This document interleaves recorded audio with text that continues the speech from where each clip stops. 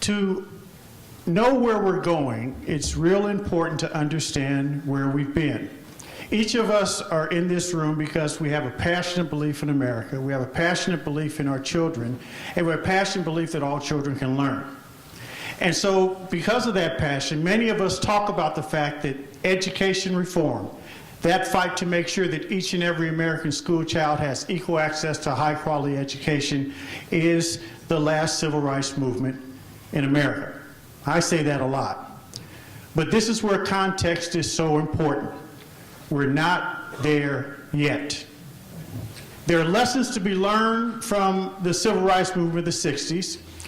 In fact, many freedom movements since then learned those lessons from Nelson Mandela and the fight against apartheid in South Africa, the gay rights movement, the women's movement, other freedom movements around the world. People learned from the movement in the 60s.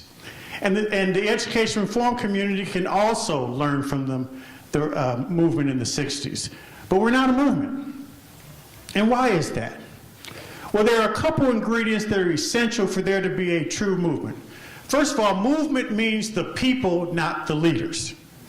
It is not a top-down undertaking by the best and the brightest. It is driven from the bottom up, and the people are passionate about making sure that their needs are met as opposed to the desires of the leaders who are doing it for them. That's the first thing. And the second thing, which is most instructive, is freedom can't wait. Today is the 46th anniversary of the assassination of Dr. Martin Luther King. And he coined that term, the fierce urgency of now, when he was fighting for equal rights for folks of color in this country. He didn't say the soft urgency of now. He said fierce. And he used that word fierce for a reason, because freedom can't wait. So allow me to hearken back to 1963 in May, which I think is the most pivotal time during the civil rights movement. And there's a lesson to be learned about that Birmingham campaign in 1963. For those of you who don't recall and want to learn more, you should read Taylor Branch's book, Parting the Waters, and particularly the chapter entitled The Children's Miracle. Because he talks about in 1963, the movement was pretty much in shambles because of partisan politics and because people were telling Dr. King he should wait. A lot of the adults, particularly middle-class African Americans, wouldn't join him in the march in Birmingham. They wouldn't join that campaign, and many even said that he should not march. That's when he dashed off the letter from Birmingham jail, when he marched literally alone, and he chastised those clergy who were telling him he should wait. And then when he got out of jail, he wanted to keep the campaign going, and they realized that they didn't have people to march with them. So he said, I'm going to march, even if I march alone. So he took to the streets in Birmingham, and that's when the children's miracle happened. Because while the middle-class adults and the influencers, the leaders, were standing on the sidelines watching, the children, by the hundreds the first day, then the thousands, joined Dr. King in the march. Those children even faced a defiant Bull Connor, the symbol of segregation of at the time, who nailed many of the school doors and windows shut. So several of those children came to the march with shards of glass in their arms, dripping blood.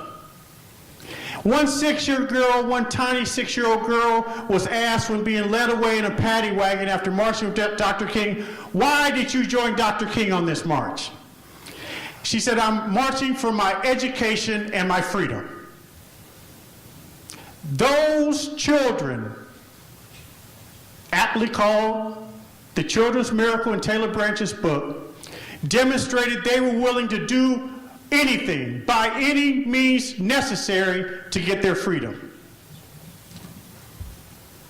And as a result, within days, Bull Connor sicked the dogs on those children and the fire hoses. Those images burned in the psyche of the American consciousness. And that's what led to the passage of the Civil Rights Bill in 1964. Let's move forward to today. We all believe in our children, but to what lengths are we willing to go for our children? See, the challenge we have right now, every 26 seconds, a child's going to drop out of some school. Half the kids of color are dropping out. Our grade schools aren't quite as great, though there's some improvement. And I give a shout out to mediocrity, because we celebrate mediocrity well. I was just in Miami, and I'm not knocking anyone in Miami, but the superintendent of Miami, I think, is a great guy, but he got superintendent of the year, and 47% of the kids in color drop out. We should not award mediocrity, with all due respect. And our response is to study the study, to plan the plan, debate the debate. Everything we do in this reform movement is with an eye toward the distant future. It could be Common Core, early childhood education, or the 3 to 5 year reform plan du jour. It's forward-looking. But what do we say to that mother who's in public housing, who by zip code and accident of birth, her kid is going to go to a school where 85% of the kids are failing, and we tell her, you have to wait? So the next bounce, from my point of view, is this bounce, and Gwen knows this well, this bounce that allows parents to help drive the discussion. For those of you in the session before, you saw it with the Parent Revolution and the Parent Trigger Act. When Mayor de Blasio wanted to shut down one of the most successful schools in the state, 17,000 parents showed up at a rally. And my hope for the future, and this is the trend line that I see in my work around the country, my hope for the future is that more and more of the quote proverbial end user will be engaged in this movement. We can't do it for those folks. Those folks have to march, even alone, like Dr. King. That's what is so important. At the end of the day, we have allowed partisan politics, a top-driven, sometimes insulting, parochial approach to reform, to engulf our notion of what's best for American school children.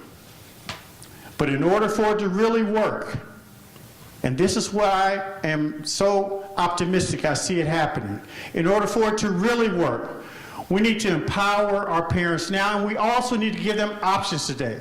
And by options, I'm not just talking about the neighborhood school that may or not be working. I'm talking about by any means necessary. It could be charter schools, traditional public schools, specialty schools, magnet schools, private schools, Catholic schools, whatever. Because we don't have the luxury to wait for these schools to right-size themselves to take care of all of our children. Thank you.